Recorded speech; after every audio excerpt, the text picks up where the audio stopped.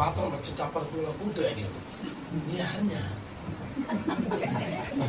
ഇതുപോലെയാണ് എന്റെ ചാക്ക ആരോടൊന്നും ചെയ്യരുത് മനുഷ്യരോട് പറയും മറ്റാള് തൂമ്പയും കൊണ്ട് കമാട്ടിയും കൊണ്ട് ഇങ്ങനെ വന്നപ്പം കാണാൻ ഇവിടെ കാക്കി കാണാൻ ഭാര്യ നല്ല ഭാര്യയാണ് ഇല്ലയോ? അപ്പൊ അതുകൊണ്ട് അവരെ പോലും എന്ത് ചെയ്യാൻ പാടില്ല.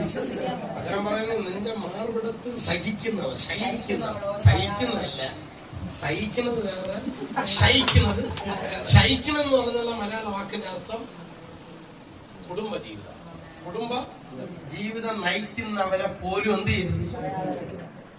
ചിലതൊക്കെ പറയാൻ തോന്നും, പറയുന്നത്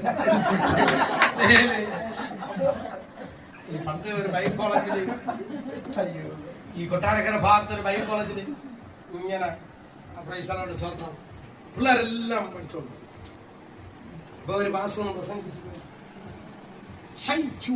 അതിന്റെ അർത്ഥം പറയാം. ആദ്യം ചോദിച്ചത് ഒരു പെണ്ണ് കൊച്ചു. അപ്പൊ അവക്കറിയാം, അവളിത് പഠിച്ചു വെച്ചാൽ ഇയാൾക്ക് ഇതിന്റെ അർത്ഥം